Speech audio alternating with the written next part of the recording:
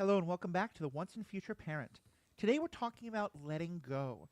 Everything from the first time you step out of the house without the baby with you, to letting your kid start to drive, to letting your kid start to go on dates, to letting your kid go to college. Parenthood is forever about letting go. It's also forever about facing crises and situations and challenges that you didn't expect and that come up suddenly. So I'm going to let go of my need to host, and because this was Mandy's topic, Mandy, face an unexpected challenge. Well, right now the challenge is getting through the first 5 minutes without crying. Well, there you go. There we go. Right? The idea of letting go, just the phrase is so Yeah. heartbreaking to me. Um, but an unexpected challenge, is that what we're starting with? Or, No, I was making a joke that I'm making you the host instead of that I'm letting go of the need to host and giving you oh, the unexpected challenge of hosting. no Clearly, I was far too problem. subtle with that. No problem. I had a big milestone recently, and since then, even more milestones. But Casey, my 15-year-old son, said, "Hey, I'm going to get my permit soon, so we should probably start this driving thing." Mhm. And my husband, Jeremy, took him up to an empty parking lot on a Sunday, and it went well. And then I got my turn to take him, and I sat in the passenger seat, and he did great. He was careful and thoughtful, but I was emotional because I'm Yeah. not always going to be in the passenger seat making sure he's doing everything. And I can't fathom the first time he says, "All right, I'm going to go out with my friends. Can I take your car?" And we say, "Sure, just go." Mhm. Pete is laughing at me. Pete, what is that moment like? No, it sucks. It's horrible. It's Oh, horrible. good. Yeah, Good. no, Great. it's objectively terrible. These years of 16 to sort of 19, 15 to 19 are so chock full of these moments. Some of them you're thinking about even if you know you're not ready for, others that you just had no idea were going to hit you sideways. And driving was one of them. Taking the test, taking the permit test, getting the permit, getting the license. It's like every single line in the path forward is perforated Yeah. with these kinds of shockingly emotional moments. But the driving one is it is extraordinary because it's not just about, oh my God, what have I forgotten to teach them? Like Hmm. and honestly, that's kind of the major arc over all of these is there is some sort of new freedom that they have, and I have somehow failed. And the moment they leave, I've remembered the one thing that's going to keep them safe, happy, smart, Yeah. whatever it is. And driving was huge. Watching them pull away from the house with that new freedom was Mhm. it is. I It's a mean, it's gut both, punch. but it's also wonderful, right? Of Like course. if you've done it right, it's really neat to see. Oh my God, look at how capable they are. Look Yeah. at how they can use their feet and their hands and their eyes at the same time. Right? Like all of those things, like I don't know. It's not like I assume they can't do those things, but I'm still surprised when they do. Hmm. Yeah. It's Well, And lovely. there's so much here to unpack, and I want to talk about this one specifically, especially because it's one that, growing up in New York City, I never went through as a kid, oh, and true. so Yeah. you all talking about this makes me think, okay, so around 15 is when we'll move back to the city because I think it's the best And you spot in won't the have to world. deal with it. But I want to take a wider angle lens here because I apparently am having trouble letting go of being a host. But am I right in thinking that when we talk about letting go, it feels like there's two related but different things here? One of which is the milestones when our kids don't need us as much, when our kids are becoming a little more independent, and we're having to let go of that need to control everything because our kids can now do it themselves, which is awesome. But also, start singing "Sunrise Sunset" from Fiddler. It's. I remember when you were a baby in my arms, and now you're going off Hmm. and doing these things. Hmm. The other part is that we don't let go for a while because there's dangers, because we don't just want to let a 10-year-old get behind the wheel of a car, or we don't want to let our 5-year-old go and talk to all the neighbors without us, or my little baby sleep in a bed with a blanket by itself. Like, there is a level of danger prevention. And so to me, it feels like the other half of letting go is that worry of, I think we're at a point, where I can let go of the bike that I've been holding on the back and trust that the kid can ride the bike myself. But I'm worried that I'm wrong. I'm worried that, as you said, we haven't taught them enough, that they are going to fall. The bike is going to fall, that they are going to crash the car, that they are going to, have a hard time in college by themselves. Is that an accurate description of kind of like the different things that go into this idea of letting go? Yeah, for me, for sure, because there is this, there's an identity shift that comes with it, which is very much wrapped up in the role shift, right, as a parent, because as soon as the kids get their license, they're gone at unpredictable hours. They have autonomy and agency in how they manage their own schedules to a level that we had yet to experience. They have suddenly they have study groups at the end of school days where they stay on their own because they don't need you to come pick them up anymore. They can get themselves to it. That sort of independence is it is like we talk about the empty nest syndrome, but that starts at about 14 because of these changes, right? Because of this new identity for both child and parent. I think the control and safety stuff that you rightly picked up is, we're fighting the evolutionary hardwire of our need to keep our children alive, and having them alone in this 2,000-pound death machine on the highway is terrifying. And I think that instinct to protect runs headlong into the fact that, or I should say, the reality that independence means risk, not just on the road, but everywhere. And we have to adapt to that through the anxiety. Does that make sense? Mm-hmm. Yeah. And if you're lucky, they're going to study groups. I mean, that's a very sweet, wholesome thing to say. We don't know where they are. Right. Yeah. So, and they could be, I don't know what. And that's it. That's the catastrophizing part that comes out, right? Like, it's pretty easy to go there too. Absolutely. Yeah. Even when Casey was just a freshman in high school, towards the end of the year, he had friends that were seniors, and he would say, "Oh, you don't have to come get me. I'll have Ricky drive me home." Mm-hmm. And I said, "Okay, that sounds great.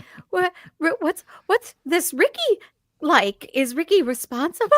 Like, it's very nerve-wracking to not know if Ricky is a punk who's gonna get in an accident because he's texting and smoking, or if he's a good, responsible guy who's got both hands on the wheel, literally and metaphorically. It's just all scary. Punks are often going to be the most responsible of kids, but yes, I understand what you mean. The thing that's funny about that, though, is that the kid's side is important too, right? Like one of the things I noticed was that, and still do, is that from about middle school on, I think kids have their own sort of anxiety. It's like a fear of competence, right? This is a new you want me to go use an ATM or talk to a grocery store clerk or like whatever it is, like they're worried about the pressure on to succeed at something that's completely new. And they too are facing that attachment push-pull, right?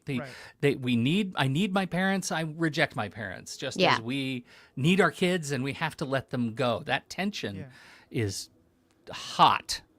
Yes. And that's, I was going to pull the lens back a bit to talk about some of the other kind of letting goes, but I just want to focus on what you were saying there, Peaks. I think it's so right. And I think me and my sister experienced a form of this. Again, I don't mean to drag my parents. They were wonderful people in their own ways, but they were going through some hard things, especially when I was a teenager. It was when my mother's drinking was at the worst. My father was kind of, he and I were just not seeing eye to eye on a lot of things. And I basically had free reign as a kid. I didn't have a curfew. I didn't have, people worrying about where I was and stuff like that, which to me was great in a lot of ways. But also, like, I remember when I got in a lot of trouble in some ways and had kind of a pretty rough childhood in a lot of ways. And my sister, years later, when she was going through that, like, asked my dad to give her a curfew. She wanted rules. She wanted structure. Is she older or younger than you? She's about 7 years younger. Okay. So when she got to be teenage, she started wanting those. No, she wasn't as a 22-year-old asking for that things that I was getting at 13. And yeah, so I think it's really interesting how so much of this is also figuring about like when is the kid ready to let go, and so with that, kind of pulling it back a bit, when we talk about letting go, the car is a great example. Pete, you've mentioned a couple. What are some other examples from all of us about times when you've had to, or that I can imagine having to let go? Because I'll actually say I'll let Pete start. So what are some other examples? Well, I here's one that I'm sure is probably, if not already facing Mandy, is having theater kids. Because, and it's the same thing with kind of sports kids, but I think theater kids are an interesting breed because shows are at night, and when you have kids who are in long runs in high school and rehearsals go late, eventually you're not there all the time, and you have to find some way to get in bed and pretend to sleep anxiety free while they're out in the dark, and that was really hard to adjust to, right? Yes. That was, cast parties were a nightmare. A nightmare. They're just up the street at, stupid Applebee's, but I was still like, it was horrible. If they're out past 11:30, 12 o'clock, I'm just awake and I'm trying to let go of that anxiety, knowing that they're with good kids, they're with other theater kids, they're fine. But the reality was my heart was racing and I had to figure that out. I need to recommend the SNL video, The Crucible Cast Party. Is amazing. Amazing. Yeah, it is. For any theater kid or theater At the parent Crucible or cast party. right? At the It's Crucible cast party. hilarious. Yeah. I love it Right. so deeply. Yeah. But I think that that doesn't bother me. Like Casey was a kid who went to preschool, and even before then he went to a daycare. Mhm. So yes, it's hard to let them go out at night. Casey tends to be in touch and smart, and I'm grateful for that. But have I told the story about how my husband sat outside the daycare with the car running in the parking lot and he couldn't leave while Casey No. was in the daycare at 2 years old? Mm. And I had Yeah. a family obligation and I wasn't there. And I said, "Where are you?" He's like, "I'm sitting and watching the window. I'm not leaving this place." Yeah. He couldn't let go because Casey was crying when he handed Casey over. And we had done this gradual step up daycare where they say, Mhm. come and spend the whole morning here with him, then come and spend an hour and a half with him, then come and spend a half hour. Today, you're just going to drop him off. And Jer couldn't do it. He sat there for the whole 3.5 hours in his That's car. amazing. I said, at least go down the street, get a cup of coffee, read a Yeah. book, do some, if you don't want to go home. Nope, I'm not leaving here. What if he Wow. needs me? Well, and that's exactly why I kind of thought this was a topic that would appeal to all of us, and because it seems like something we're constantly doing, because in about 3 to 4 months, we'll be taking our kid to daycare for the first time, and Mhm. we've made the plan that we won't officially start. We've made the plan that Mary won't be officially starting work back until like the Wednesday of the week that we're dropping him off. Not because we think he won't let us drop him off, but because we think we won't be ready on Monday Yeah. or Tuesday. We'll need the halftime. And even before that, Mary's parents are fantastic grandparents. They've really had to, they've stepped up and been there for us in a lot of ways. The longest Mary and I have been together away from our kid was about 90 minutes when we handed him over to Grandma and we went out to the grocery store and just did a couple's grocery store trip together, which, does not sound like the most romantic thing in the world, but if you've been living off it is. DoorDash for a while and just kind of spend some time together and laugh Mhm. about, what you find at the store and buy a weird flavor of potato chips, that's a great date. Mhm. And it was both pretty nerve-wracking for both of us, and like the minute we got back, Mary just beelined for the baby and was like, Of sorry, Mom, and course. like took the baby back. Mhm. And so it was just interesting me thinking like that all the way up to like they have kids of their own. They get married, like whatever it is. It's really just always this letting go process, isn't it? Yeah, I mean, it's funny. We were talking before we started about, one of our colleagues who just yesterday did the drop off of their kid to college, and it just makes me think because I've now done it twice, and the first time was an absolute. I mean, it was just an overwhelming,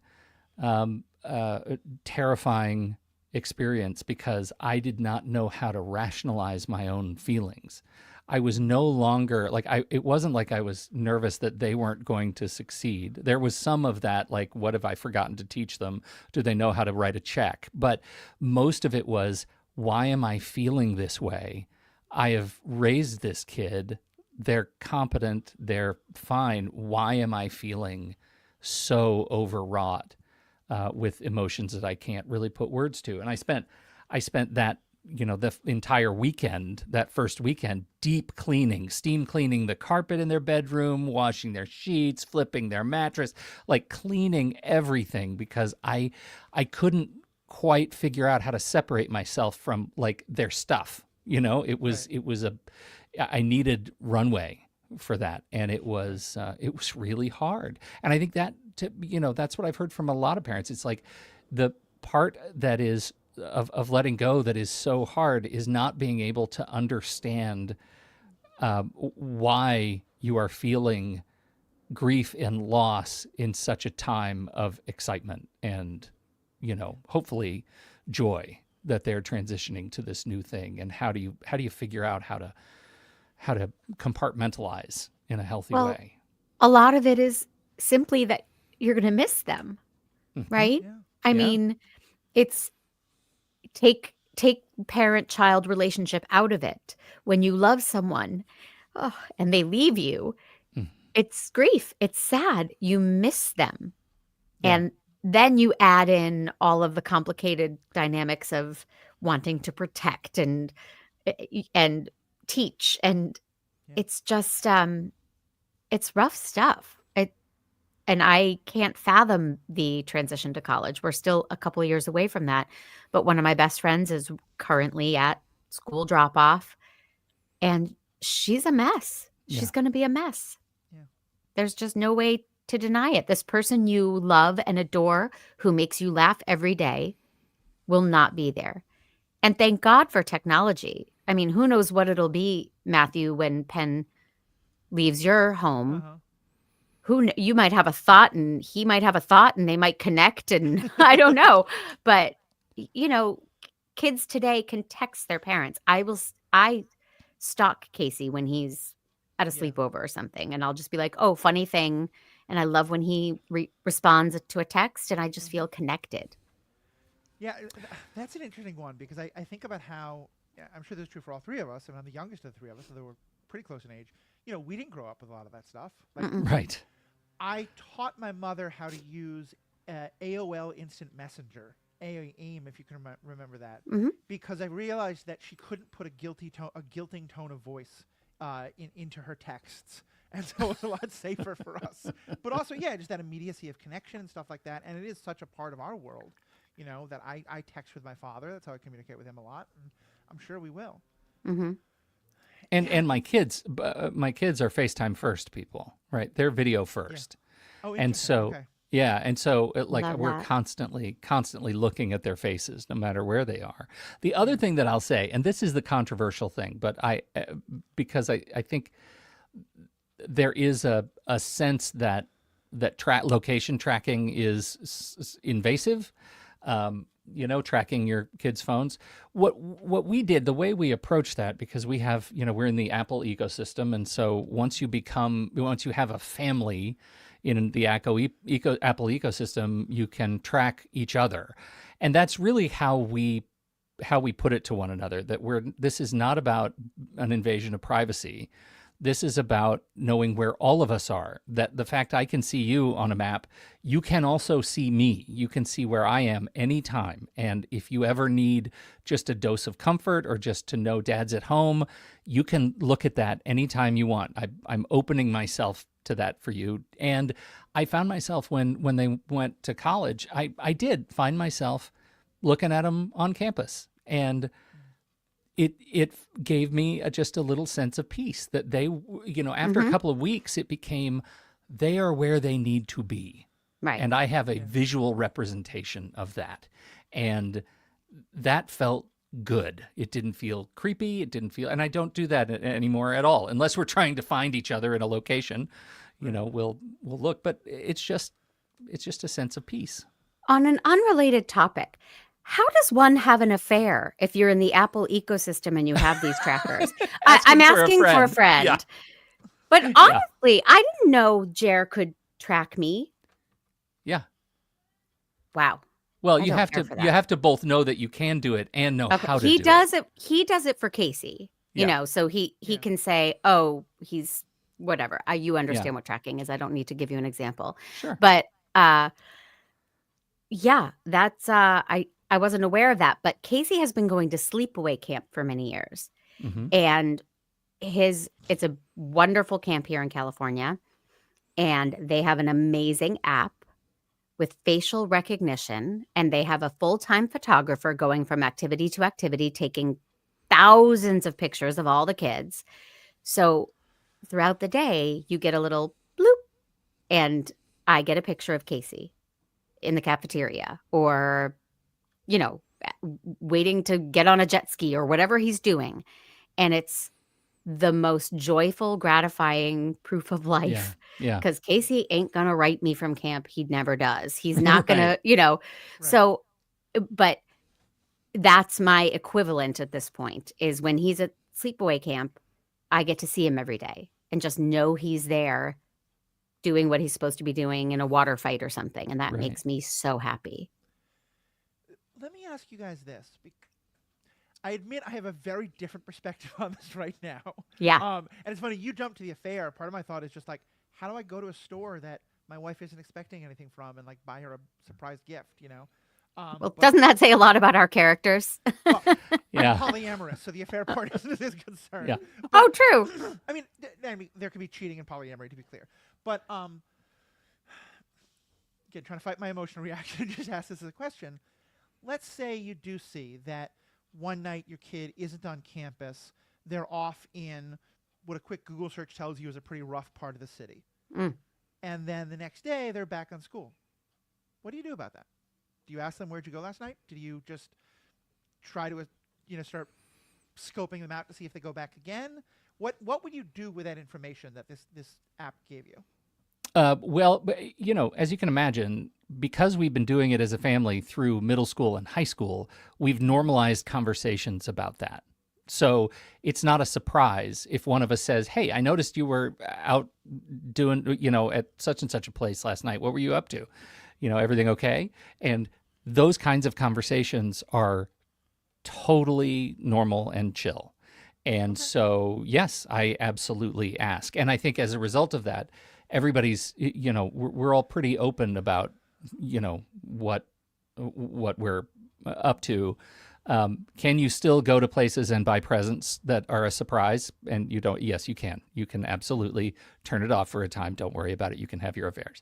But the we do get all the time, we'll look at it and they're not in the dorm room or something like that. And we just have to say, okay, I've done my best. I've taught them to make decisions. I have to let go of the feelings that I'm having right now, which is the feeling of anxiety. I don't know this location where they are, and then deal with it in a sort of calm, distant way later. And is there kind of an approach of no judgment of like if they tell you that Yeah. they did, that they met someone at a bar and went and spent the night with them? I mean, I'm not impugning your kids or anything in particular, but like if they give you information that you would not be like, that's a happy, healthy thing for my child to be, that there's sort of a sense of like, well, I'm glad that you told me and that makes it okay? Yeah, absolutely. I mean, we can't, I can't have a relationship with my kids that is, flourishing and thriving as adults, as our roles change, if there's any indication that I'm judging from a distance, right? Right. What business is it of mine at this point, what they're doing as young adults, when I've done everything I feel like I could do? And now I just get to lob conversation grenades. That doesn't Right. do anybody any good. So we have to teach with, we have to inquire without judgment. And what they know is that generally we're asking out of a good place, right? And I'll be honest, like we don't ask very much anymore. It's been a couple of years that they've been kind of, transient in the home, living mostly away, and so we've gotten to that point where it's okay. Well, oh, Go sorry. ahead. No, you go ahead. I wanted mine might be a slight topic shift. Okay, So, let me hit one more thing on this, then, if you yeah. don't mind. Well, and maybe that's why. Maybe it's because it takes all of the prep. Because when you guys talk about that, what I'm remembering is, being hyper vigilant when I was talking to my parents about what I was or wasn't doing, and never opening a door. Never opening a door where they were going to start asking a million questions, and it would be something that I thought would sound worse than it is, and they would start asking me about it and be like, "Oh, well, is that why you're not getting good grades? Because you're going and doing this thing instead of study?" And like, and that's what to me, that's what the surveillance thing seems to lead to immediately. And Hmm. but I can hear that that's not necessarily the way in which it's encountered, and that if there really is this kind of trust and no judgment, and a sense of like, yeah, we want to know, but we're not about judging, or yeah, I don't know. Just so much of me is still on the like, but kids need some privacy. Like, you need to have some Yes. ability of like, I am getting away with something on dad, and that's fun, and that's okay. But I also hear what you're saying, and that it will check back with me in 15 years. Well, 'Cause and, right and now you know, I'm like, hell no, I, I would never do that. But I I hear you're offering me a vision that's so different from what I would expect. So I'm like, okay, now actually, I can see how that would work when you've built that level of trust and support and all that. I think it's easy. I think in any of these, and I've had this conversation with others too. It's easy to hear that we track each other and to assume, because this is where our brains go, that what I have is like a Bruce Wayne level of computer monitors and maps that are constantly buzzing with the people in my life. And that's so far from the case, right? Like, it takes an act of will to go open the app, to look where they are. We just don't track each other that way. I mean, I guess you can set up automations and alerts that say if somebody goes into this zip code, make sure to send me a notification. But that's just not how it works, right? It's just the reality is much gentler and much more practical, I think, than anything. It's much more like, hey, I'm coming into the bus station. Can you track me starting about 8:20 so you can pick me up when I get there, right? Those kinds of things. And hey, I see you're passing the store right now. Would you mind picking up milk? Like, that's the kind of stuff. And I also think because the kids see me and my wife tracking each other for those kind of practical purposes, it's just normalized, right? It's just we're a family, and this is just another dimension. Well, this goes exactly to the adjacent topic. Matthew brought up privacy, and you're bringing up how often you check this app or how you utilize it. And I'm seeking advice from both of you here. How do I let go in terms of checking Casey's phone? He got in trouble on his phone a few years ago and was doing things he should not have been doing. And we didn't know because we weren't actively checking his phone. Once I did, we shut it down, new rules about the phone, new parental blocks on the phone. And then I said to him, I'm going to spot check your phone. I'm going to make sure this isn't happening anymore. And he said, I understand. Got it. That was years ago. And I find myself still glancing at the phone under the guise of, I'm just making sure everything's okay. But full disclosure, I've looked at some texts that are not dangerous texts, but I'm like, oh, I wonder what that kid's up to. And it's snooping. It's crossing a line. But Mhm. now I can't stop because I've set up the fact that we are going to spot check your phone and make sure you're not doing anything you're not supposed to be doing. How do I let go of that? Or do I? I mean, Matthew brought up privacy, which is something I firmly believe in. I would not go scour his room Yep. and go into, I've given him journals and said, these are your private journals. I would never open his journal, ever. But why do I feel the phone? I can. Yeah. This is a sort of I learned a new word that that's been sort of tossing around, and I think, as many parents do, you're demonstrating it. The word is arcasia. Have you ever heard the word arcasia? It sounds like a Lord of the Rings land. It does, right? It describes the act of having firmly held beliefs in one area, but acting against those beliefs, right? For some reason or another. And in your case, you have firmly held beliefs around privacy, and you are acting in a way that you're describing is against your beliefs. Like Yes. it exists in that conflict area. That describes Arcasia.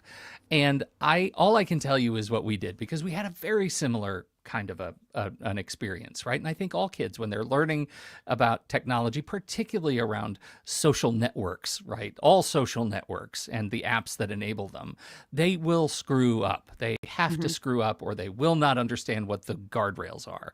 But at some point, those guardrails, like, they have to be able to self-monitor those guardrails. And we did the same thing. We took them away.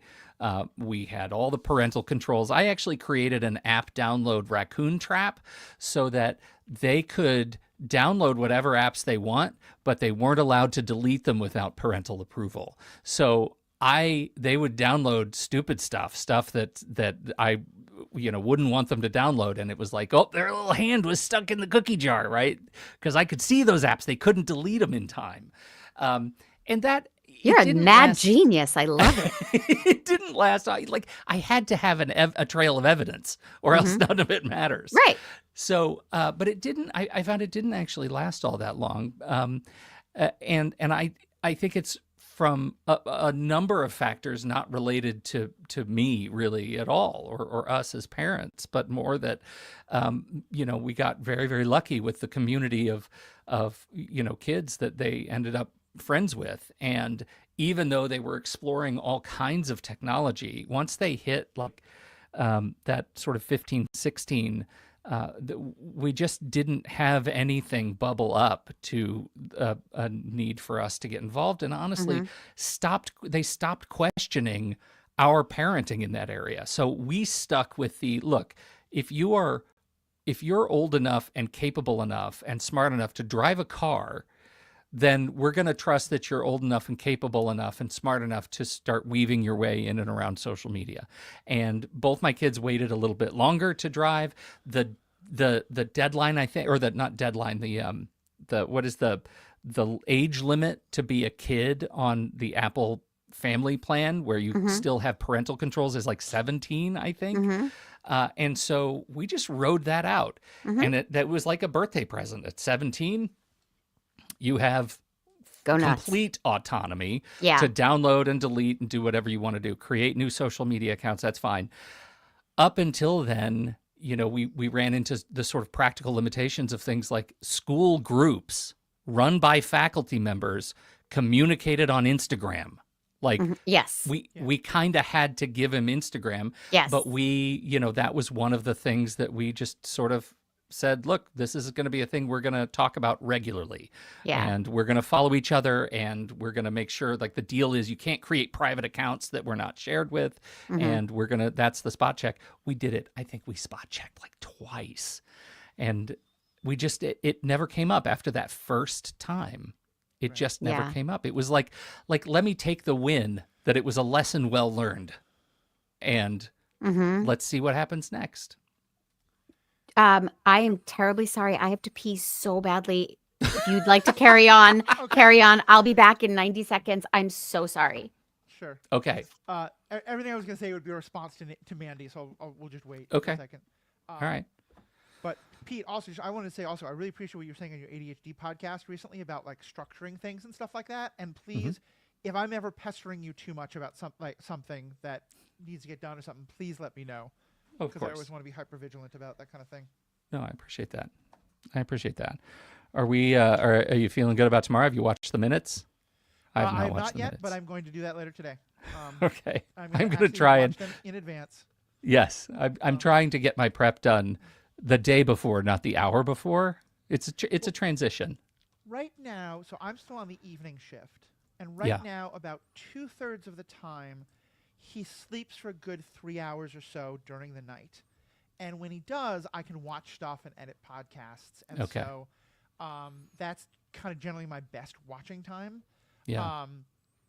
So it really is often just dependent on like how I've also gotten good enough that I'm now pretty good at like holding him, holding the bottle with my chin, so I can And keep one it in hand. place while one hand can like control the thing or something like that. So How do you imagine getting back into the routine of all of the other Star Wars and superhero ethics content that you consume?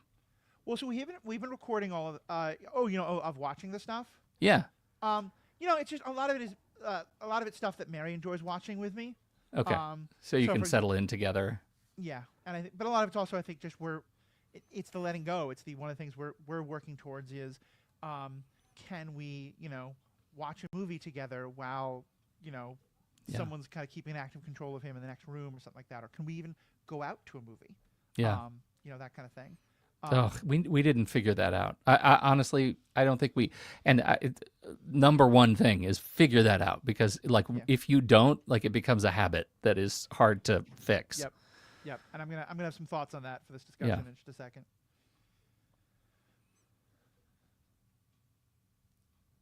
Okay. Oh, hi. Hi. Welcome. All right. Well, Pete has given some really good advice, I think, from a place of a lot of perspective. No, Pete, this isn't making fun of you. This is making fun of me. So I'm going to give you Okay. my thoughts on what you asked, Mandy. Yeah. Clearly having no experience whatsoever. Expect having the experience of a teenager who did not often have the best relationship with my parents around this kind of stuff. Particularly because, like, I always felt in a weird place because I did an incredible amount of dangerously stupid stuff but didn't actually do it.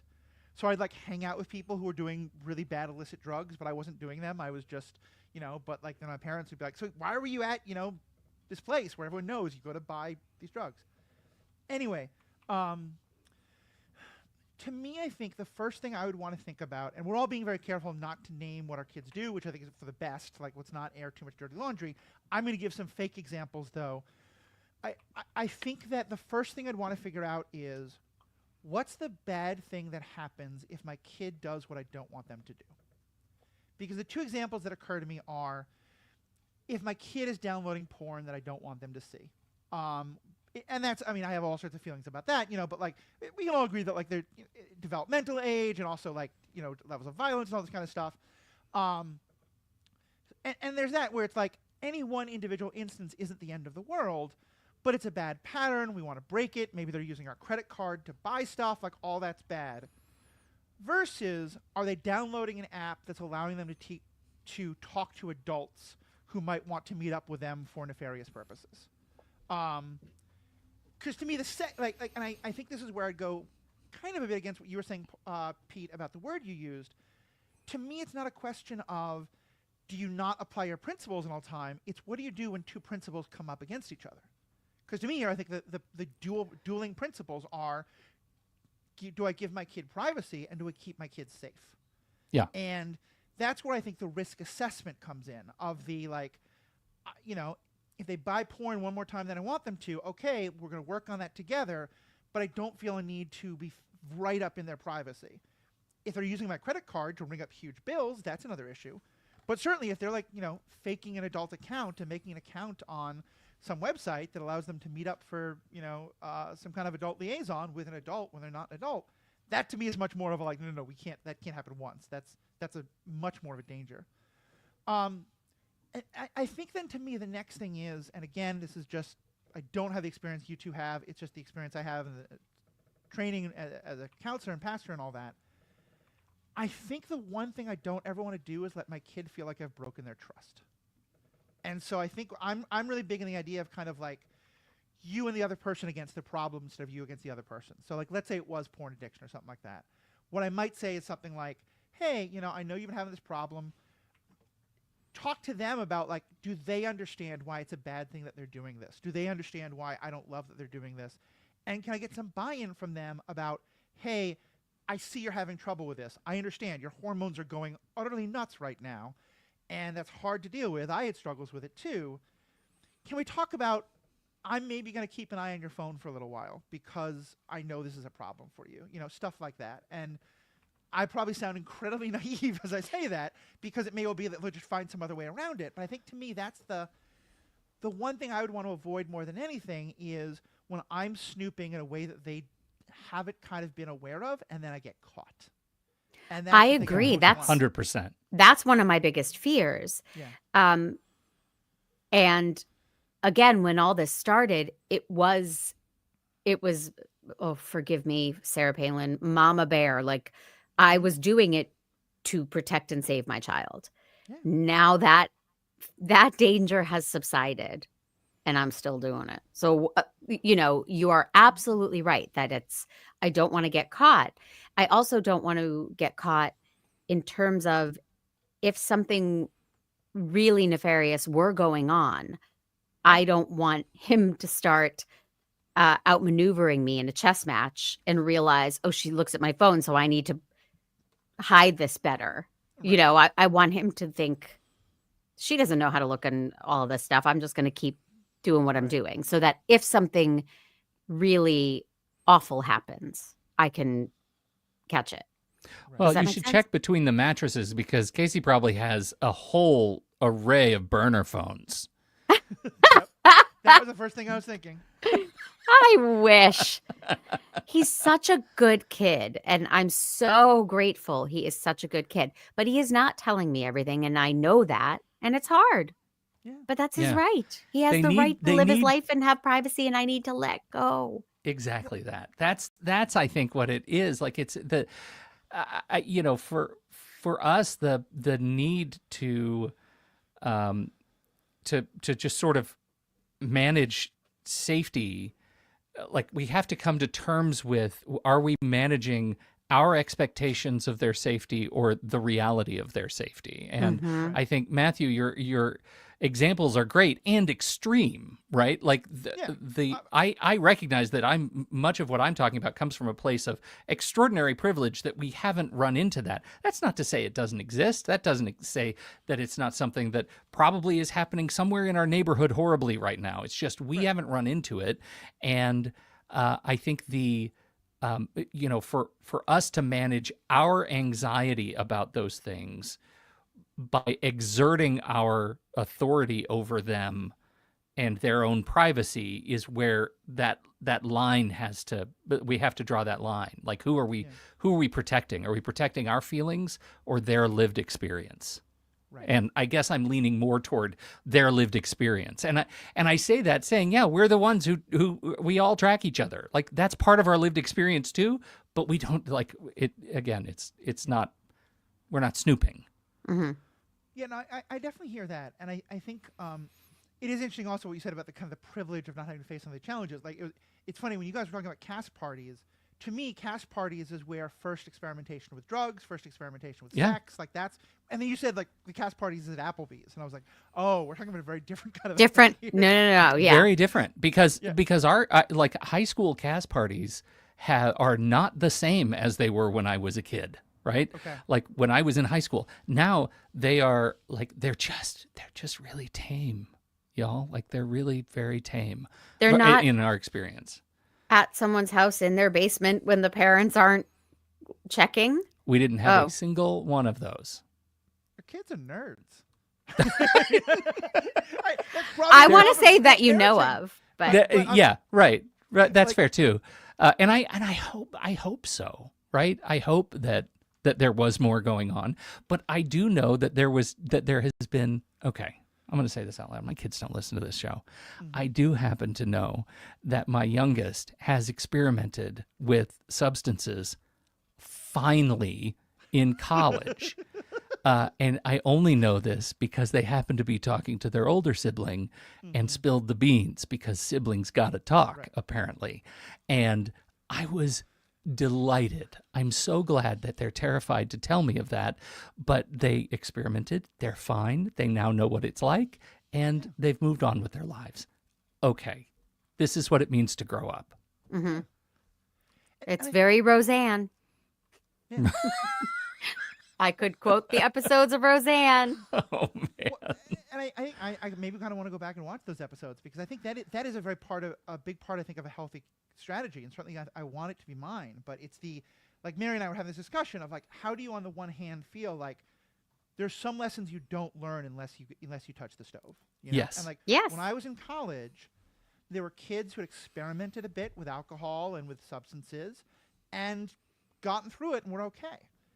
And the kids who were most likely to be blackout drunk were the kids who came from incredibly strict households where they had never touched a beer before. And so if you go from absolutely no freedom to the total freedom of college, like you can get into real trouble. But having that ability to slowly, and to touch the stove and to learn that, okay, that I don't like that experience, or I do like that experience, whatever it is. I think this is going to be a topic we're going to come back to a bunch. Let me just segue to what it's kind of like the last part of it that I think ties this all in is, am I right in saying that a lot of this is about trust? That it's first about, like, do I trust grandma, like, as much as I trust myself? And then it's about, like, do I trust my friend? Now it's about, do I trust these strangers who run the daycare, who run the nursing school?